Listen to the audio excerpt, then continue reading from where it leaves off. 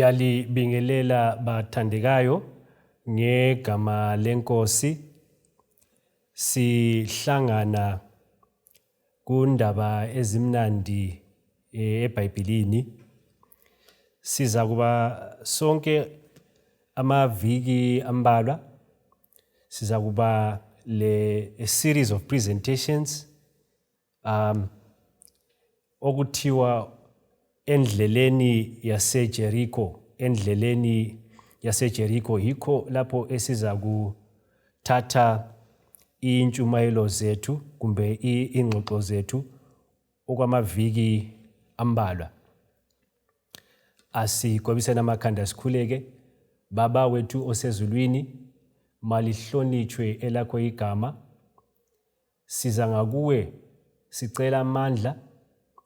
Sicela ubana simamukele umoya engcwele angene ezinhlizweni zethu, athathe indawo yakhe, asifundise, asixwayise, asiqondise. Phezu kwakonke abesesinikeza amandla okubana siphile lokhu esiza kufunda. Lo umthandazo wokukholwa ngoJesu owasifelayo esiphambalweni. Amen. Siza kubala encwadini kaLuka 10 nxa sisungula udaba lwethu. uLuka 10 siza kuqalisela kuvesi 25. Ithi yona, "And behold, a certain lawyer stood up and tested him, saying, Teacher, what shall I do to inherit eternal life?" Omunye wamagqwetha kumbe omunye wabaFarisi wasukuma emlinga uJesu, wasesithi yena, "Mfundisi, kuyini engakwenza ukubana ngifumane impilo enaphakade?" Verse 26. Wasesithi kuye, "Kubhalweni emthethweni, wena ukuzwisisa njani?" Verse 27. Wasemphendula wathi, "Uzathanda uNkulunkulu wakho, uNkulunkulu ngenhliziyo yakho, langomoya wakho, langamandla akho onke, langengqondo yakho yonke. Njalo uthande umakhelwane njengobana uzithanda." Verse 28. Wasesithi kuye, "Uphendule kuhle. Hamba uyokwenza lokhu uphile." 29. Kodwa efuna ukuthi yena azijustify, wasesithi kuJesu, "Kanti ngubani umakhelwane wami?" Verse 30. uJesu wasemphendula esithi, "Kwakukhona enye indoda eyahamba isehla isuka eJerusalema isiya eJericho, wasehlangana lezikliwi ezamkhipha izambatho zakhe zonke, zamlimaza, zamchiya esesifa." Nansi indaba emangalisayo. uJesu ukhuluma lomFarisi lo igqwetha elikhulu lifuna ukulinga uJesu ngokumbuza ukuthi azafumane impilo enaphakade kwakumele enzeni. uJesu wasemphendula ngokumbuza wathi kuye, "Kanti kulotshweni emthethweni njalo wena ukuzwisisa njani?" Igqwetha ngoba lalivele liwazi umthetho, lifunde umthetho. Amagqwetha esikhuluma ngawo lawa ngabantu ababefunde umthetho phose iminyaka edlula 15. So ngabantu ababesazi umthetho okhulunywa ngawo umthetho lo Old Testament, umthetho kaMose. Waye uwazi kakhulu umthetho. So wahle wamphendula ukuthi umthetho uthi, "Wothanda uNkulunkulu wakho langenhliziyo yakho yonke, langomoya wakho wonke, langamandla akho wonke, langengqondo yakho yonke, njalo wothanda umakhelwane njengoba uzithanda." uJesu wasemncoma wathi uphendule kahle lo umbuzo. Kodwa umFarisi lo igqwetha leli kwakulento ayiliphica. Wasebuza ke ukuthi kanti umakhelwane wami ngubani? uJesu ukuthi aphendule ke umFarisi lo igqwetha leli ukubana lizwisise, wasemxoxela indaba eyayisandu ukwenzakala ngeleso sikhathi eyendoda eyasuka eJerusalema isehlela eJericho eyalinyazwa izikliwi amasela achiya indoda leyi ivele isisifa. uJesu uphendula umbuzo othi ngubani umakhelwane wami? Kodwa umbuzo owokuqala oyiwo owenze ukubana kube lengxoxo leyi phakathi kukaJesu legqwetha leli yikuthi igqwetha lalifuna ukwazi ukuthi umuntu kwakumele enzeni ukubana afumene impilo enaphakade.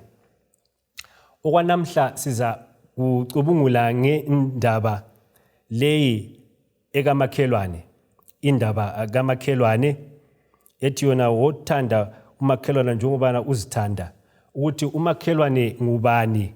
uJesu ephendula ke umbuzo lowo ngokuxoxa indaba, ngokulandisa indaba eyayisanda ukwenzakala ngasoneso sikhathi duzane laseJericho, endleleni yaseJericho.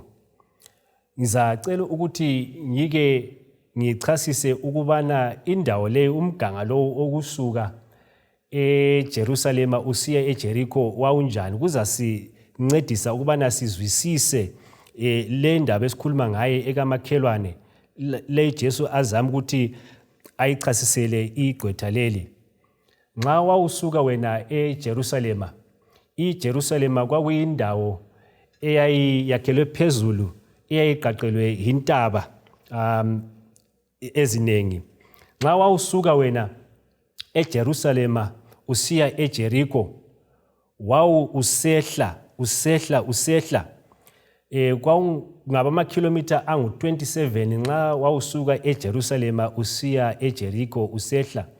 Abahlala koBulawayo i-distance yokusuka eJerusalem usiya eJericho ifana lokusuka eWhite City Stadium usiya wena ku-toll gate leyi eduzane le-turn off ekuya eNtaba Zinduna. Nxa wawusuka ke eJericho usiya eJerusalem, wawungumuntu owayeqansa, imiqanso yakhona yayidinisa kakhulu, yayinzima kakhulu imiqanso yakhona. Sike siye ngilikhumbuze ulokho elakufunda ku-Geography. Indawo yeJerusalema nxa wayiqathanisa le ndawo yeJericho, indawo yeJerusalema kwakuyindawo lapho izulu elalisina kuhle, kodwa nxa ususuka ke eJerusalema usehla usiya eJericho izulu lalingani kuhle. Ngenxa yani kulalokho okuthiwa yi-relief rainfall, kumbe izulu elina ngenxa yezintaba, njengaleli izulu elina endaweni zabomtare, kuyafana lakhona. So nxa amanzi ke agcwele, nxa umoya ugcwele amanzi usuka eMediterranean Sea, nxa uqansa usiya eJerusalema kwakusiba ke lezulu elinengi. Kodwa nxa ususehla ke umoya nxa ususehla akusela zulu elikhona, so kwakusiba dry, kungela manzi. So uzabona i-vegetation kumbe i-vegetation eyayikhona nxa wawusuka ke eJerusalema usiya towards eJericho kwakuyinkangala, indawo eyayi-dry kakhulu.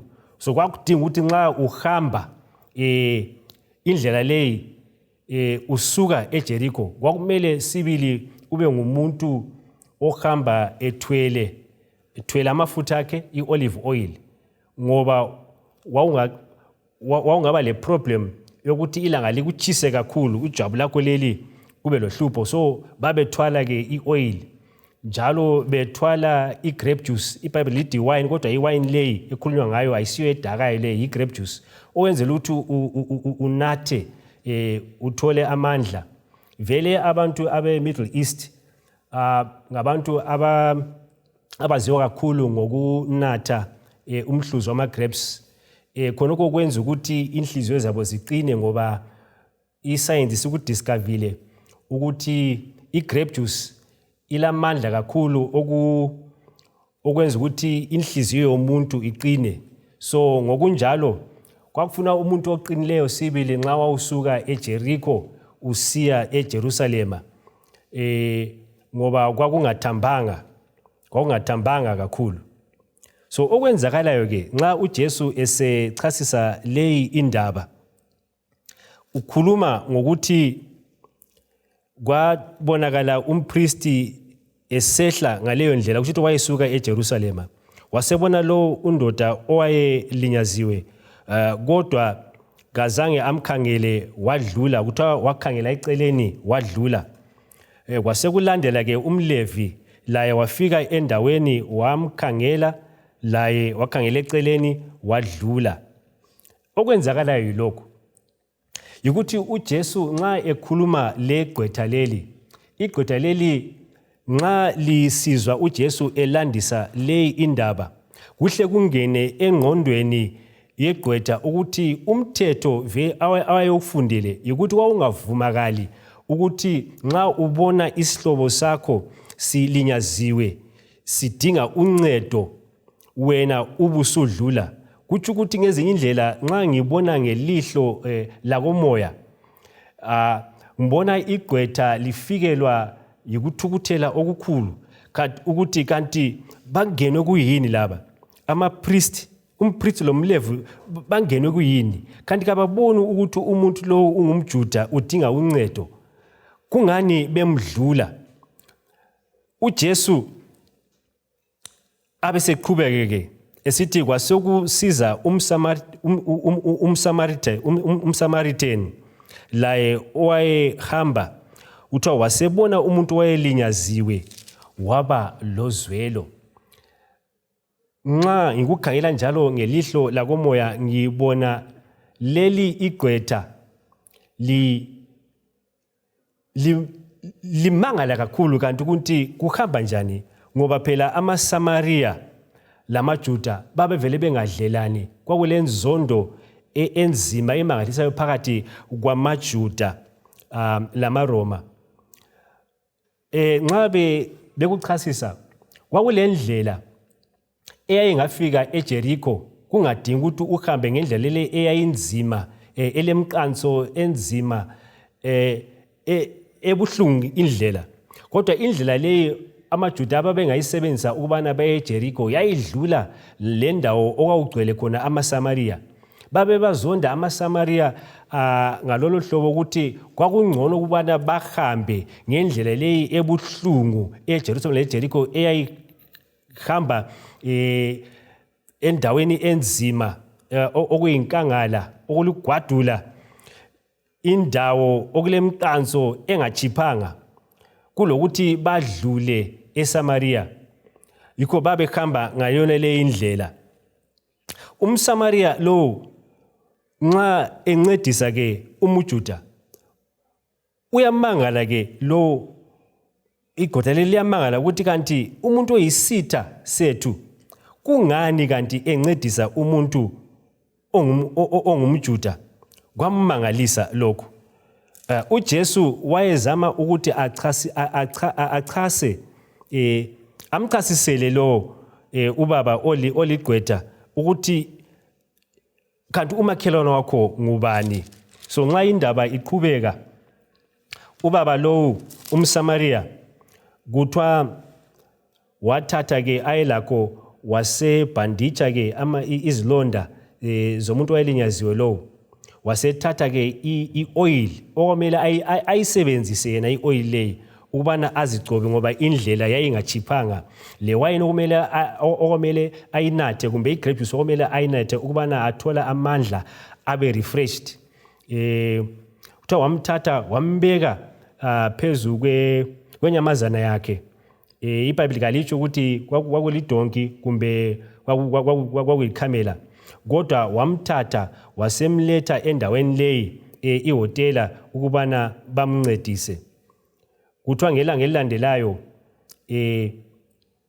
esesuka ke ubaba lo umSamariya umSamaria wasethatha yena amadinari amabili wasenika lo umnikazi wehotela wasesithi kuye ngicela umphathe kuhle lo umuntu olinyaziweyo nxa kukhona oza kusebenzisa indleko zakhona zidlule lokho engikutshiyele khona ngizathi ekuphendukeni kwami ngizakubhadala nxa sikunanzelela kuthiwa amadinari lawa imali le yakudala idinari elilodwa ngumholo owenyanga so ubaba lo wasitshiya ideposit eyemholo yenyanga ezimbili ukubana ubaba lo wayelinyaziwe oyisitha sakhe ukubana athole uncedo liyakunanzelela ke ukuthi nxa kudingakala ideposit eyomholo owenyanga ezimbili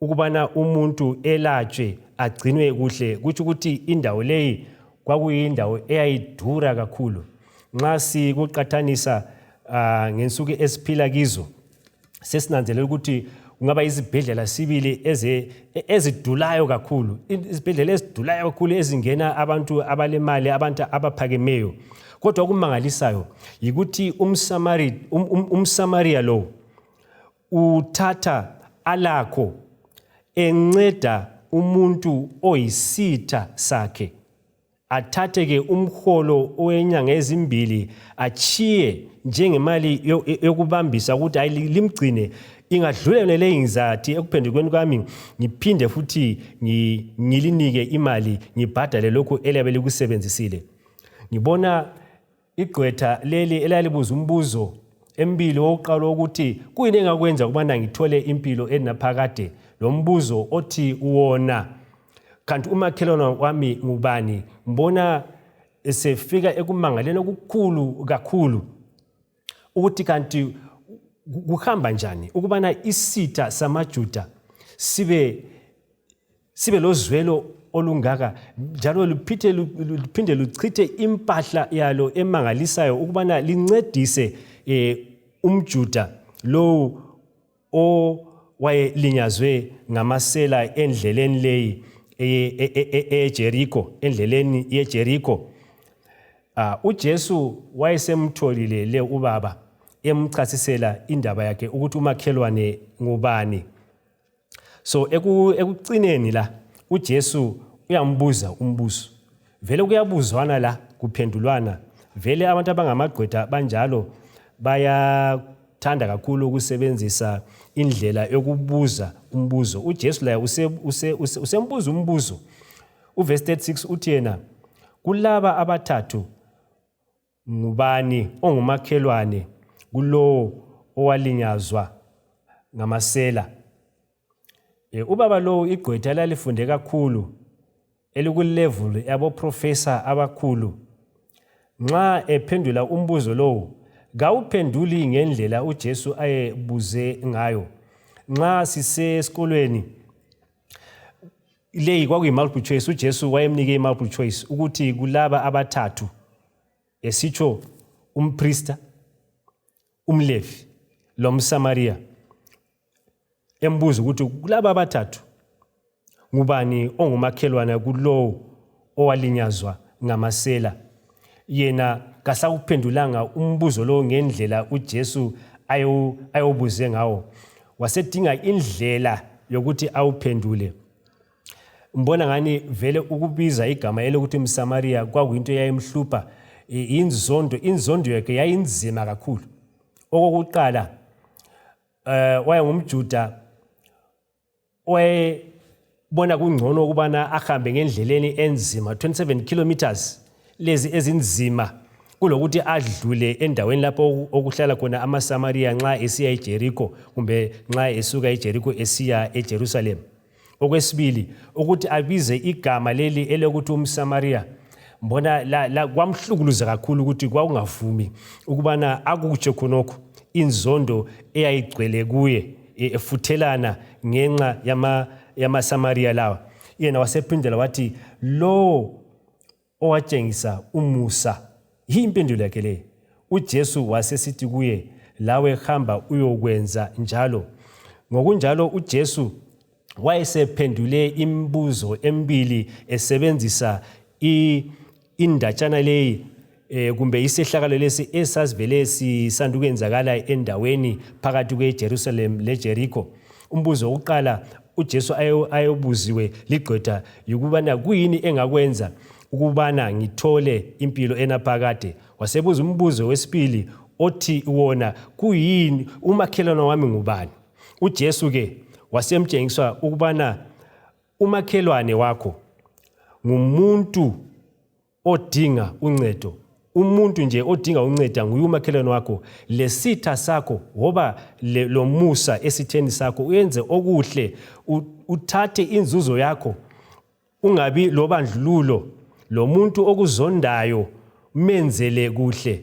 So umakhelwane ngumuntu ohlala laye, ohlangana laye, umuntu odinga uncedo, umuntu odinga uncedo, umuntu olinyazwe izinto zomhlaba. Abanye balinyazwe imkhuhlane, abanye balinyazwe ukudelwa ngomakhelwane, ukudelwa izihlobo, ukuswela imali, ukuhlukunyezwa, ukungaholiswa, ukuthi impilo ayinhle, izinto ezivivinya abantu zinengi. uJesu uthi omakhelwane wakho ngumuntu onjalo odinga uncedo, umuntu olinyazwe endleleni uhambo lothu lolu esilalo emhlabeni, nguye umakhelwane wakho. Kungadingakala ukuthi ngumuntu ongasosihlobo sakho esegazi, njalo kungadingakala ukuthi umuntu okuzondayo kumbe isitha sakho, umele wenze njalo. Esikufundayo lapho bazalwane yikubana iBhayibheli nxa lisithi wothanda umakhelwane njengobana uzithanda wena, yikugcina umlayo kaNkulunkulu. Ngoba uJesu wathi hayi uphendule kahle nxa usithi wena umthetho uthi wona wothanda uNkulunkulu wakho nangenhliziyo yakho yonke, langomoya wakho wonke, langamandla wakho wonke, langengqondo yakho yonke, njalo wothanda umakhelwane njengobana uzithande. uJesu wayefinqe umthetho elitshumi, wayenza yaba yi-2 branches. The first 6 commandments zilokwenza ubudlelwano bakho loNkulunkulu. The first 4 commandments you have to deal with your relationship with God, uthanda uNkulunkulu. Then the last 6 zilokwenza lo ubudlelwano bakho lomunye umuntu. So ngokunjalo uJesu wayesesummarize umthetho kaNkulunkulu, wawenza waba yi-2 branches: ukuthanda uNkulunkulu langenhliziyo yakho yonke, lokuthanda umakhelwane njengobana uzithande. Yikho ukugcina umlayo lokho, yikho ke okuthiwa yi-commandment keeping. uJesu ke wasethatha leyi ingcenye eside yokuthi ube lobudlelwane lomakhelwane wakho, okutshengisa ubana umuntu ugcina umlayo wakho. Ngezinye indlela nxa sifuna ukubana sibe ngama-candidates okuya ezulwini, indaba leyi singayigwemi, singayilulazisi indaba leyi yokuthanda umakhelwane njengobana wena uzithanda, lokuthanda umakhelwane lo oyisitha sakho, okuzondayo, okwenzela okubi, ungamfiseli okubi kodwa umenzele okuhle. Njengendoda leyi eyayisuka eSamaria, yona isiya eSamaria yasihlangana lomuntu oyisitha sayo, eyisitha sayo, wathatha imali eningi kakhulu, wazehlisa, wazidela, nanzelela kubana lo umuntu udinga uncedo. Abanjalo yibo abantu abagcina umlayo kaNkulunkulu, yibo abantu azaba ngama-candidates awezulu. uNkulunkulu asincedise kakhulu. Amen.